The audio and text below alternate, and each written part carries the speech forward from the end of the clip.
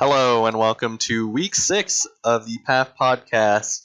This week, we'll be discussing Berserk as a case study, and we'll be talking about how it tells a narrative through its violent elements, through its characters, themes, and backgrounds. We'll be specifically talking about the manga here and a little bit of the anime. But this week, I'm joined by Ghost Dog, who is a renowned Berserk expert. Hello, I'm Ghost Dog. As I said before, I am a Berserk expert. I know it all, pretty much. Yep, he knows a lot about Berserk, and I wouldn't have anyone else on here who didn't extensively know a lot about Berserk. So let's get into it right away. We're gonna start off by discussing the three main characters of the show and how their violence is portrayed through their characters and how they react to violence throughout the story. So I guess we can just start with Guts here. My interpretation of Guts in a violent state mostly relies on the fact that he's resourceful and he only resorts to violence when utterly necessary to protect the things that he or values most, essentially Casca after the Golden Age. But before that, his evolution leading up to him only resorting to violence when protecting Casca is strictly because he's dutyless and he is not bound to any reason to use violence other than to fulfill a duty given by Griffith. You see, the way I interpreted Guts is like, he was born into violence, born from a corpse and then adopted by, a mercenary band. So pretty much all he's ever known is violence. So, with the dutyless thing, it's just something that he would use just because he could. He had no reason not to. He had no one to protect, nothing to stake his life on. And, post Golden Age, once he got, Casca or something to care about, something to put everything on the line for, that's when he started to take on more of a used violence a lot less, only when necessary. And I agree with that. Yeah, it's kind of interesting how, Muir really tries to make it evident that violence eventually becomes only a matter of necessity for him and not so much as a built-in part of his lifestyle. It's not like he yearns to be violent or anything like that. It's like some other written characters who like desire to seek destruction and stuff like that. And talking about Miura, I think his overall stance on the violence is that it's overall a negative thing. At the end of the beginning of the conviction arc, Goto the blacksmith, he straight up tells Guts that you gotta stop being an idiot and just chill out sometimes. You know, stop going around murdering things just because you're mad. Stick with True. the things you love and just be a person. You don't gotta be an animal. Yeah, and he eventually finds like people to love and care about. Of course, like I think he initially grew to love the Band of the Hawk in like some sense in which he felt a sort For of sure. companionship and leadership towards them, but Mm, like not on the same level as his newer group post Golden Age. You see, that's the thing with the Band of the Hawk is that was his first, I guess, his first experience of having familial ties, I guess. They were essentially his only family. They were the only people he really cared about, and having them having them ripped away at the climax of the Golden Age arc like that just left him in such a broken state that he just didn't want to deal with it and just went into a violent rage for 2 years and just closed off his mind and just from anyone. Yeah, but it's not like I don't actually interpret it as like the Band of the Hawk viewed him as a violent leader or anything of the sort. They viewed him as more of a companion rather than an action. I don't even know if they feared him or like loathed him as a leader. As a leader, it's more like he could be violent at times and could be the most aggressive in the entire room. But I don't think that was a specifically uh, woven trait into how the Band of the Hawk like viewed Guts. It's more or so companionship and respect rather than violence. Yeah, no, I didn't think that the Band of the Hawk saw him as a a very violent person. He was just a good soldier, a good fighter, and he was on their side. So they respected him for his skill on the battlefield and the companionship and leadership that he gave to his men and the other parts of the mercenary troop. Yeah, but I think some characters, what's his name? The one guy that resents, Corcus, Corcus. yeah, Corcus. He kind of resents Guts for being like rather ambitious and not caring about the things around him. Corcus seems like to be the deterrent to Guts's early stage in Berserk, and really kind of sets a wall between. I think he might represent like cruel reality in some sort of way because Yeah. you know what do you think? Mhm. With Corcus, I think he's supposed to represent your average mercenary. He doesn't really care about, you know, the bonds that he makes in the band. He really just cares about the money, the glory, the titles. That's all he really cares about. And, to an extent he cares about the other members, but really that's all he was in for. Yeah, I mean, you really get he's not meant. I mean, some people would argue he's meant to be like a core character, but I don't really see him at that. I see him No, as like a not support really. character. I know people Hmm. that really like Corcus as a character, but that aside, like at least there is a deterrent. It's not like he's or Guts is completely unhindered by anything except for the world around him, especially to how he reacts to the world around him, especially with like rivaling armies and stuff. He has no problem like cutting down people as long as it's for the duties that Griffith gives to him. Yeah, for Griffith in particular in the Yeah, Golden Age. it's not so much like he seeks to be a raging force that should be reckoned with. Instead, it's simply just because Griffith said so, he will have to do it. Hmm. And this kind of culminates in that one scene where he has to murder that dude and his son in the tower because Griffith knew they were getting in his way.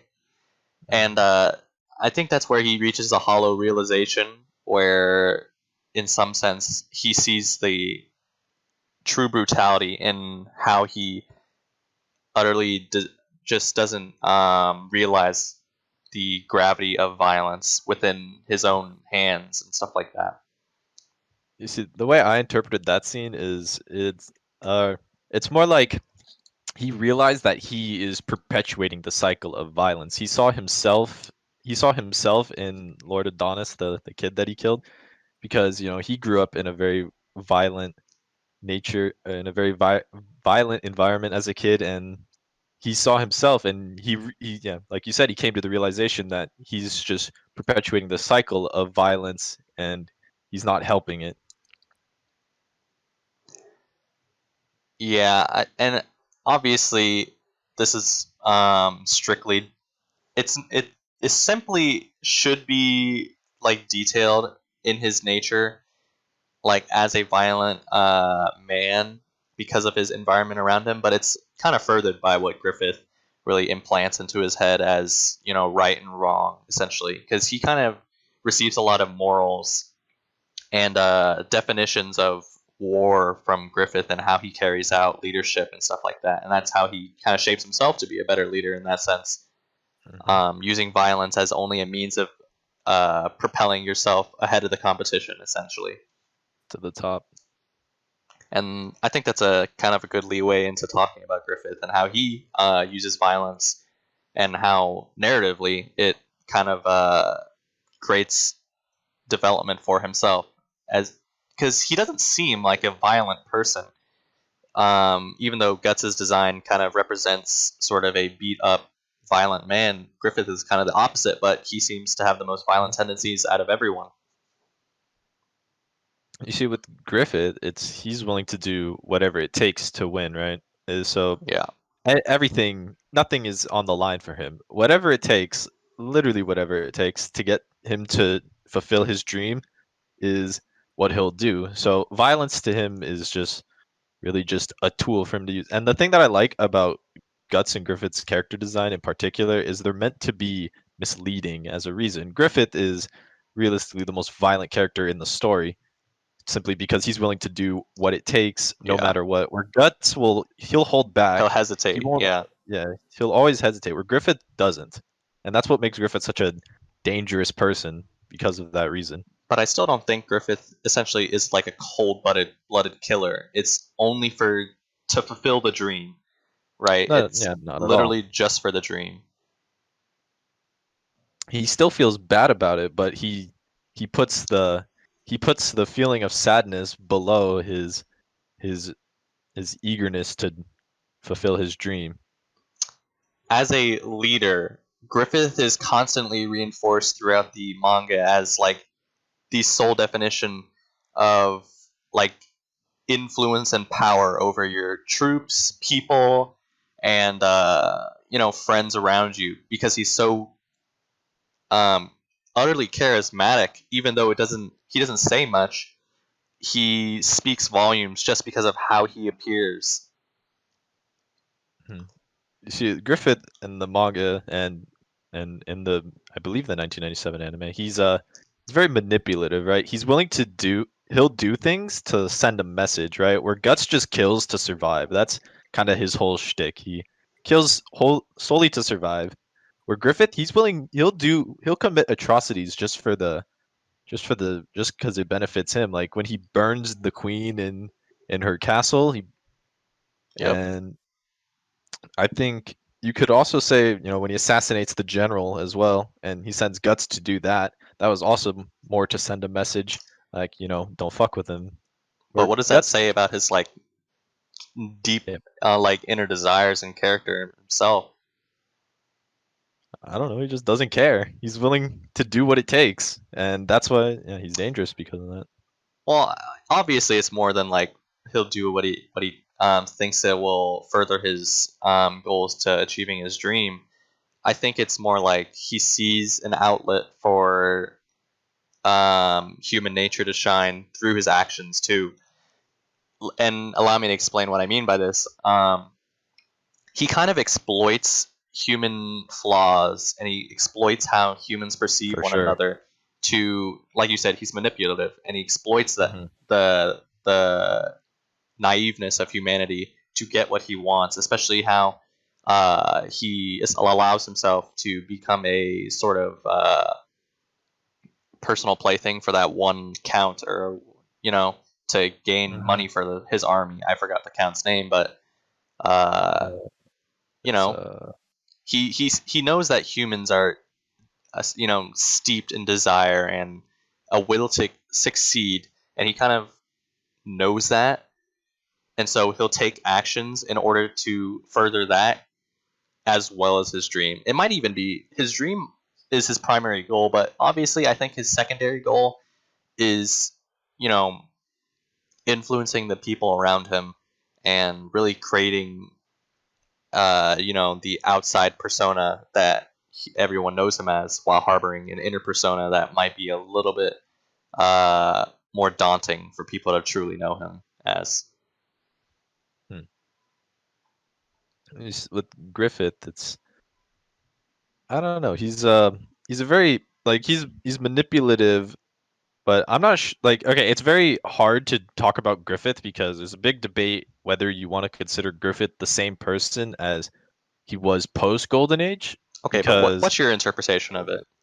I think that if we're talking strictly Golden Age Griffith, he's willing, like he deep down cares about others to an extent, and he knows, like, he's driven by the sacrifices others have made for him, and he's very aware of that fact. So that's why he strives so hard to get his dream, because he doesn't want those that have died for him or made sacrifices for him to go to waste. So that's his justification for continuing to do what he does, at least until the golden age ends.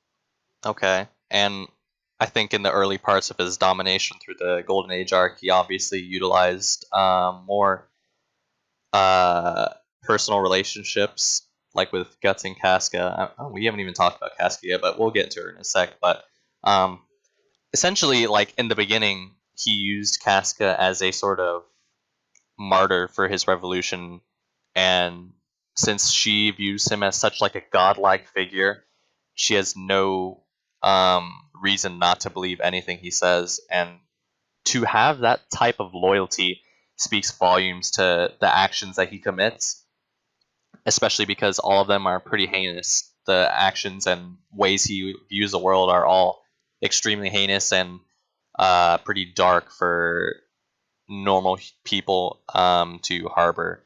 But despite that type of mentality, he has people as loyal as Casca to back him up on everything he says, regardless of how terrible the actions are. Hmm.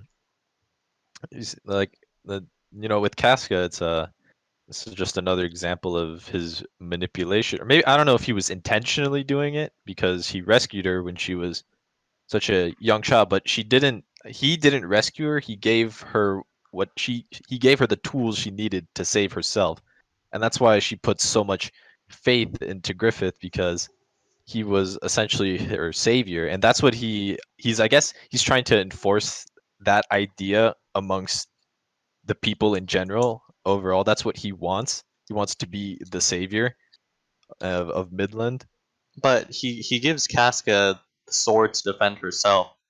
Hmm. Does that really mean he's a savior, or he wants people to save themselves rather than rely on him to save I others? I think realistically he wants people to be dependent on him because I think that's a type of manipulation. Okay. So I guess since we're on the topic, we can just move on to Casca now. Hmm. Um, Casca seems to view violence in a way that really, uh, she's kind of like Griffith, but a little bit more heartfelt in her actions when approaching violent actions. She simply does it on instinct, sort of, because she was raised in an environment that was so. She was a poor, like Yeah. she was poor and stuff like that, and she uses violence as a means to survive, sort of like Griffith, or sort of like Guts. I mean, she will resort to violence if it's necessary, or to, be a subject to Griffith's orders in that way. Realistically, I think she doesn't really. She prefers safety over violence. Like you said, she'll resort. Like there's only one point in the Golden Age that I can think of where she's really a violent person, and that's when I believe she kills a Don. I think the general at the end. I I don't think that's the. remember. I don't. I forget the name, but that's the. I'm pretty sure that was it. That's the only time she really did anything I'm pretty sure that's super the violent. dude who always makes long speeches and runs away Yeah, after he's about to lose. that's the guy I'm talking about. I But don't know his name. I'm pretty sure it's a Don. Pretty sure. Adon or Uh, Adonis? Adonis is the kid. Adon is the Oh, older. okay. But Yeah. yeah, I think you're on the right track. She views it more as like, she will use violence, but most of all, she wants to be in a safe environment and like live in a Yeah. world where violence is completely negated because of the violence she saw as a kid and how it affected her. She probably most likely wants to live in a world built on Griffith's ideas of the perfect society where everyone is like self sufficient and lives to just live and die because they know that they will like go to like a happy afterlife. That's what the Griffith obviously wants to plant into their heads, even though he knows the truth. Hmm. But She she was wants quite to she wants to critical. live in that world. Yeah, she was quite critical of Guts's overuse of violence throughout the Golden Age.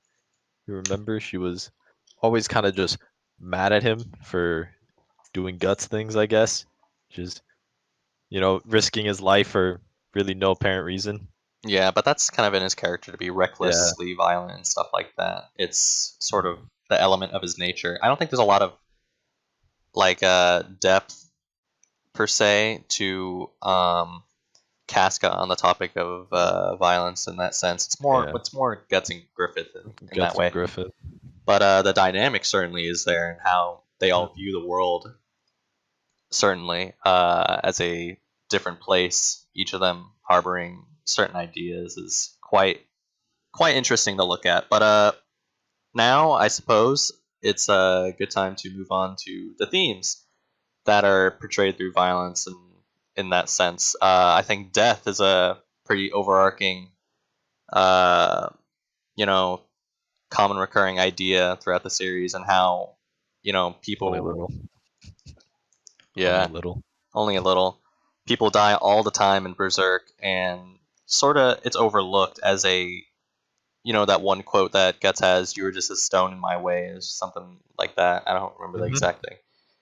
People are Yeah. simply stepping stones to a greater prospect in Berserk, and violence to achieve it is sort of the core element of what makes death so interesting in Berserk. Yeah, with the overarching theme of death is that it's overlooked by most people, including Guts himself. Post Golden Age, he doesn't really care about dying. He just kind of does things because he's mad. And then as the story goes on, he starts to worry about not only himself dying, because he knows that if he dies, the rest of the people that he cares about will probably go with him. And so he views death as more of a factor in his fighting and his struggle. Okay. Uh, and I think that like overall the world around these characters, it's not just the characters themselves, but I think the like sort of the NPC type um, people in the story really don't care about people dying that much, especially near where we are right now. People don't care about dying, but even in the Golden Age, I don't think people even care about death as strongly as maybe some people do in the real world, because it's just kind of viewed as a commonality. It's just kind of viewed as a means to an end in Berserk, and to Hmm.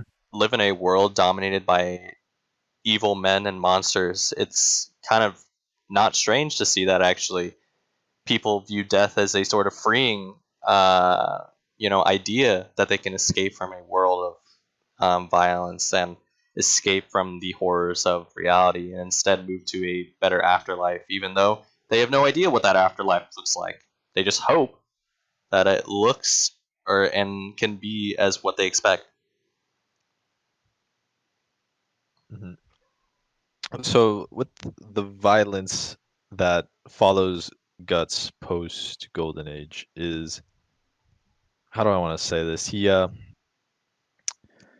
The violence like the violence of the world, people like you said are unaffected by it. So it's really jarring to see how just they react. Like, so in the first episode of the Golden Age anime, the thugs are bullying some random girl, forcing her to do whatever, and everyone just kind of just idly minds their business. No one really gets Yeah, in the no one really way. cares. Just Hmm. But happens. it's just another day at the bar, I guess. And that is a really interesting way or it really affects the characters, simply because it's just such a normal thing to them. So when someone like Guts, who is ultra violent, shows up, it's uh it's almost it's almost jarring to see something so starkly different than the average. Like Guts is he's violent on purpose in like Black Swordsman arc because it's an intimidation thing. But then that changes slowly until we get to like the Berserker armor. But that's save that for later, I guess.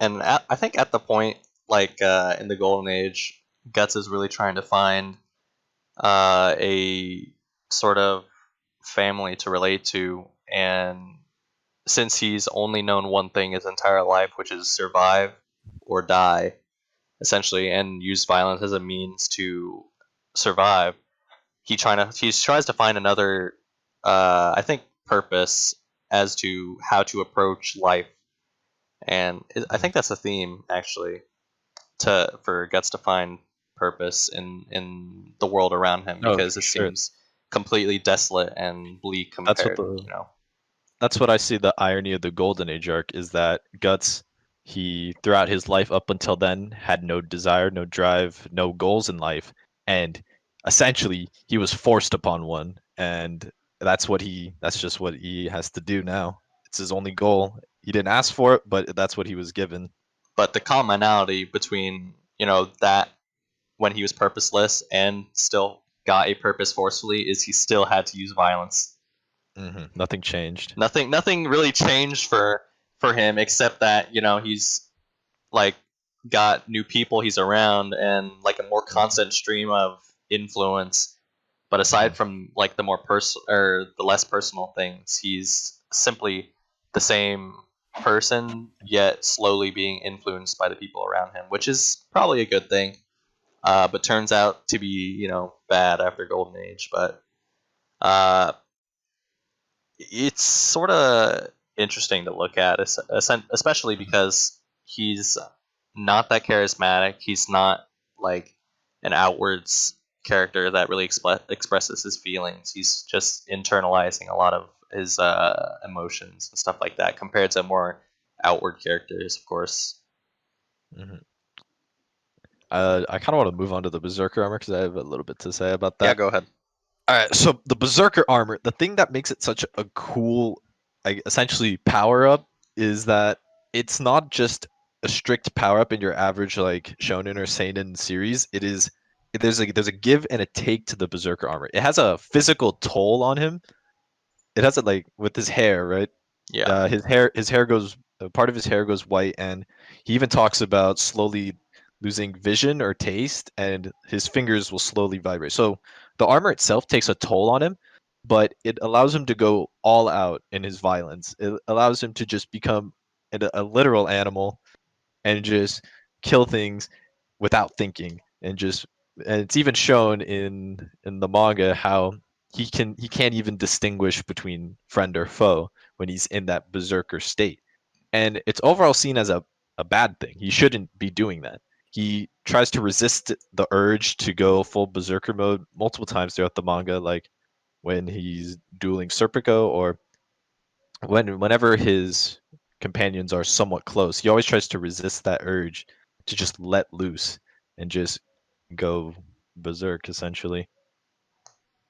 Yeah, and I think that's like a visual element too. There's a visual element to how we perceive the Berserker armor as a like an audience member. We're kind of like Guts' crew. We're kind of like an addition to Guts' crew and how we view the Berserker armor and Guts himself. I think we see him as more of a heroic figure, even though he probably himself thinks the complete opposite. And like even though us viewers really like to see like violent portrayals and like huge fights that really define what made Berserk a lot more. The graphicness of Berserk really made it gain a lot of traction as a really staple show or manga.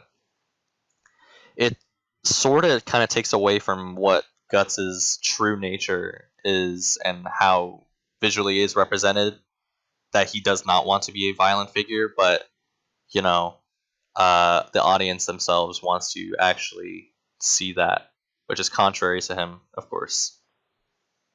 Yeah, I struggled with that because it's very cool to see Guts go into the berserker. I like the design of the berserker armor. I think okay, the armor itself is kind of bland, but I like the helmet piece, the wolf part, right? I think that when he does that, something interesting is about to happen, because for him to tap into that, he's at odds end. He needs to use it. That's the main reason why he has it, because he physically would be able to take on the world without it, or the after the roar, the great roar of the astral world, I believe is what's called. I forget, whatever. He needs to use it, and it's always nice. It's always very cool to see, like the little child in me likes to see him go and just hack and slash enemies Yeah, to we like death. to see the visual We like elements of like blood and gore and stuff like we that. like to see that, but again, that's not what Berserk is all about, and that's why I think it works so well as a manga, because I think it works very well as a motionless story. True. That's what I like about the 1997 anime, is that they it's more picturesque. They don't try to use too many movements, and that's where I think like aside from the appalling visuals that the newer series, the 2016 2017 series, they went wrong with it. The only thing I can commend them for was the Berserker armor, because the Berserker armor is supposed to be this sporadic thing where he's just moving around like unhuman like, and that's what you'd like to see that. But Berserk is more about the characters and how they interact with the violent world, not necessarily the violence itself. The violence is there to it's cool, but that's not the mainstay of Berserk. Yeah. I mean, yeah, I guess we can talk about like the world and how Mira's backgrounds really represent violence now. So, like, the world of Berserk is kind of dependent on the fact that you, as a viewer, realize that the world is broken, not in the sense that it's like the systems of magic and like you know characters Hmm. are displaced, but more on the sense that the entire world is just broken as like a like a figure himself. A lot of the elements of it are super downtrodden and super bleak, and all the people of the world have to trod through this kind of muck that is left because of the Golden Age, and obviously, when Griffith kind of combines the two, it doesn't really help. But people are just living in a world that drips in gore and violence, but you know, like the backgrounds really do enhance the way I perceive Berserk, especially from the 1997 anime and the manga itself. I haven't seen the 2016. You can really tell that a lot of work was just put into or not forcing, but like telling the story through the visuals themselves because they matter and the backgrounds matter. Yeah, so the world of Berserk kind of there's fairies, there's dwarves, there's a bunch of Tolkien elements to it, but it's completely separate from a lot of stereotypes and cliches brought up. It kind of forgets about like building up creatures to be a bad thing. Instead, it just says creatures like this exist. They're not meant to be like feared immensely, but the way they're drawn really does inhibit that. They're just creatures living in the world without a certain reason to, which is kind of interesting. That dynamic really speaks to how Mira actually wants the viewer to interpret Berserk. Even though creatures like kill and rape, obviously for their instinctual primal sensitivities, it's not because they're inherently born to. It's sort of like it just happens. Things just happen in Berserk, and things will happen in Berserk. I think there's a law that says if something will happen, or if something can happen, it will happen. And I think that's kind of what happens in the world of Berserk. Everything just will happen eventually. It's just accepted by the inhabitants of the world. Yeah. Okay, so the world building. The thing I like about Berserk's world building is that it feels, lived in. You can t- there are stories of like okay, so when Guts goes to like these random towns, they feel, people live there. They just experience life there. But Miura doesn't take the time to really flush everything out. It's just a lived in world. But it's all the same. And that's what I think Berserk does it the best because I feel like other Yeah, series compared to that like I've Star Wars and, you Mhm. know, Lord of the Rings or Yeah, you go to whatever. these towns and it's just like there are people there. You don't really care about them. But Berserk just does it differently because everyone has the one shared common experience of we live in a violent world. Just how do these people are these people different? Do they live the same way as everyone else, or is there a slight? Is there True. a slight change in how they perceive their violence? And that's what I think Berserk does really good on. But Mira never takes the time to elaborate on this. It's just a given. Yeah, it's just a given. But Mirror does it the best, especially because some authors actually try to make it just a given, like Star Wars tries to make the Empire being like a cruel and violent entity as just a given. But through the movies, you can't really Yeah, tell. you never Well, tell that. yeah, you can never tell if they're really violent. You just know that Darth Vader is supposed to be this cruel, like, Hmm. figurehead of evil, but dude only kills like a few people, and it's barely even shown how violent he truly is. Where in Berserk, it's a given that the world is inherently cruel and like the people running it are cruel, but it's actually like sort of shown, but it's not emphasized. It's not emphasized that the world around them should be cruel. It just is, and things happen. But this kind of influences the story a little bit because certain elements of the story happen because of the violence and cruelty of the world, and the characters themselves have to endure this because it just happens. Where the thing I like, the Black Swordsman arc and the Lost Children arc, they appeal to the, I like to see violent things happen, uh, part of the human side. It's mostly that, but I think, you know, that's why they're with the Lost Children arc and how it portrays the town that Guts is in for a little bit, where Jill lives, right? The violence there is, I guess, accepted. They just accept that a bunch of Yep. elves are going to come in and kill some people, and even then, perfect example is when the elves swarm the city, and the Guts pretty much uses the little kid as a lure to lure all the kids to lure all the elves over so we can kill them all. And they criticize him like, "Oh, why were you using him as bait?" But I think either he or someone else points out the fact that, well, none of you guys were going to help him. So why are you criticizing him for doing something evil when you could argue what they were doing was just as evil? And it's like Okay, I think we might be going a yeah, little bit too far yeah, in talking about this certain topic. So, and also yeah, we we're can kind move of on. going a little bit over the time. So, I think just call it there. And All right, that works. any last parting thoughts to the topic? Obviously, we scratched the surface of what we could possibly talk about if we like in depthly discussed it. Mhm. But this is kind of meant just to fill up a 30-minute time frame. So Realistically, the story is about characters. The violence yeah. is second to characters. Hey, I wouldn't but even it, argue it does second. add to the narrative of what happens. It's important It to does. what happens. So why not discuss it? I'd rather discuss it than the characters themselves because it's kind of overdone and not a lot of people talk about the violent elements a lot. So I think that's about it. Yep. Let's do the awesome outro.